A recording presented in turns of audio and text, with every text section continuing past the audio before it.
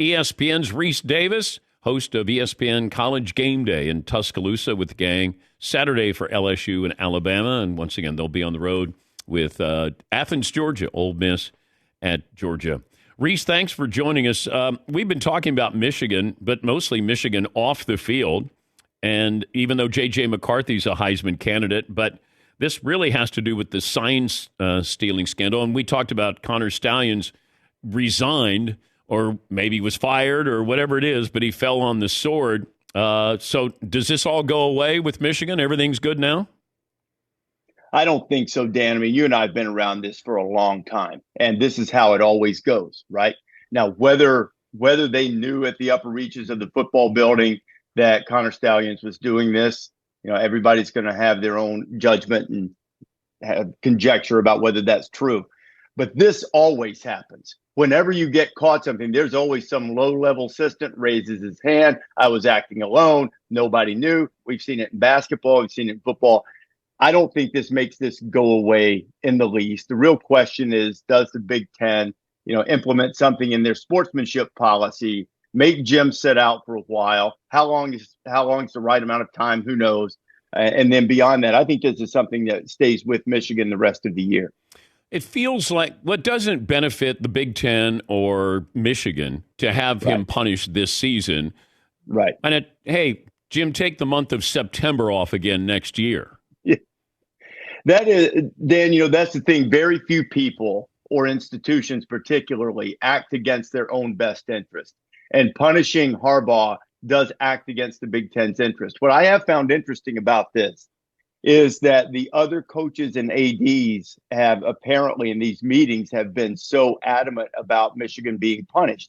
The reason that surprises me is that typically coaches may be so angry about something, but they're not doing that because while they might not be stealing signs, there's something they don't want you poking around in their business about. And you're inviting people to come scrutinize you when you become that adamant about punishing someone else. So I've been surprised by that. And that's the only reason I think the Big Ten would act now, because otherwise you're 100% right. It's not in the Big Ten's interest to try to punish a team that might well win the national championship. How do you explain the market correction with Colorado? Line play, teams catching up a little bit of wear and tear of the season. And I don't want to diminish what they did because they are so much improved from what they were prior to Deion's arrival. He's done a really good job, even if they don't win another game in terms of improvement. But you go back and look and, TCU is not very good. Nebraska is not very good. And USC can't stop anybody. But, I give Colorado credit because in the past, they still would have lost those games too.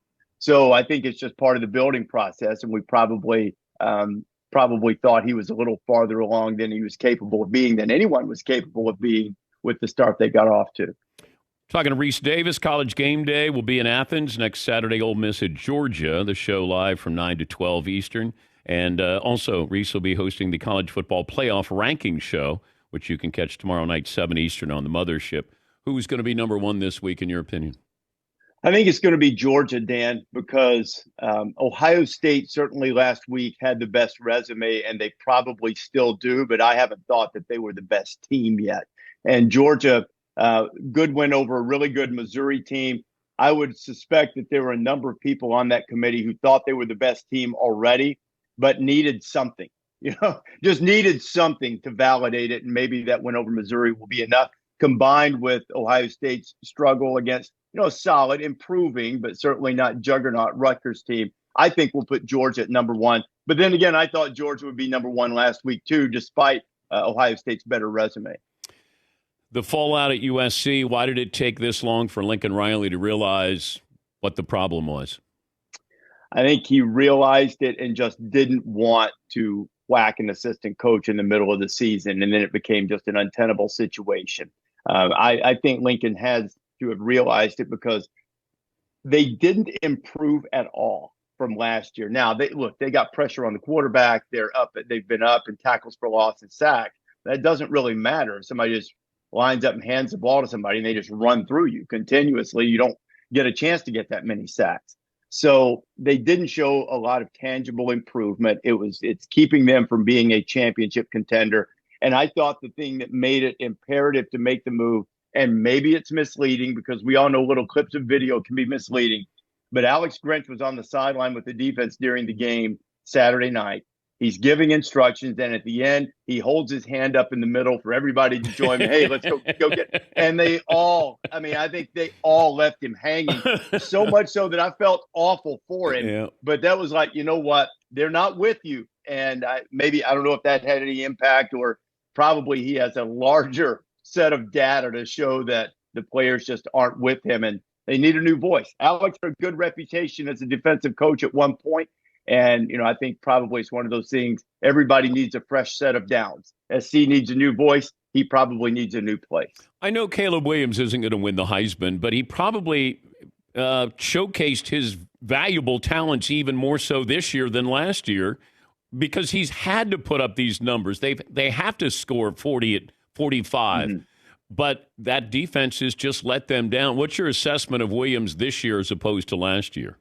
I think that there are areas in which he's improved. I mean, he's got uncanny accuracy. He's obviously an elite athlete. In addition to being fast, he's slippery. Sometimes guys are kind of straight line fast, not quite as slippery. He's both. He's got great size.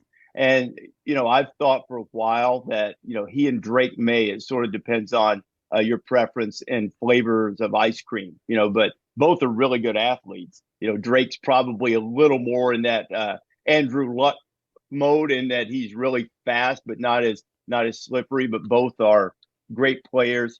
And, I think what Caleb has done to keep his teams in games, because it's, both of them are in similar situations. I think their defenses have let them down in terms of being able to compete for championships. So I think we've got a couple of really, really high level quarterbacks at the top of the draft. And I think Caleb is probably one of those guys, Dan, that so many off-platform plays, unscripted plays, in addition to being able to function very well within the confines of an offense. I think he's probably the guy that you go, boy, if we pass on him, we're going to regret it. So I think he's going to be, the number one overall pick. And it's disappointing for him that really even in his first year at Oklahoma, they would come close to a championship, but not quite enough a complete team, not quite a complete enough team around him to win a championship. Is there an atmosphere that made you nervous on College Game Day? No, maybe I'm just not a very smart guy from Alabama or something. But it has, nothing has really made me nervous yet. In terms of feeling insecure in a big crowd, or feeling overwhelmed by the show that you're trying to deliver in front of a crowd. It's sort of exhilarating. So maybe I need to be a little smarter about that, but not really, not yet. Is McAfee going to be the villain? Is that his role from now on? He's just himself, Dan. I've never met anybody like him. He's got such an innate ability to connect with people, and the crowd responds to him in a way that I haven't seen. And in my television career, he just understands how to do it. And my wife's aunt is 88 years old, right? So she's a loyal watcher of the show, first because she's a college football fan, and hopefully because she tolerates me.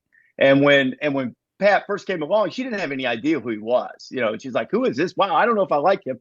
And now I think that she likes him better than she likes me. I mean, she watches every week. She loves him. And, he has an ability to win people over who might doubt, and he's able to connect. And he's been a fabulous teammate. So I've been happy to have him. So but he's not afraid. If he needs to be the villain and it's something he believes, he is not afraid. Safe travels to Athens. Great to talk to you again, Rece. All right, Dan. Thanks a lot. All the best to you, my friend.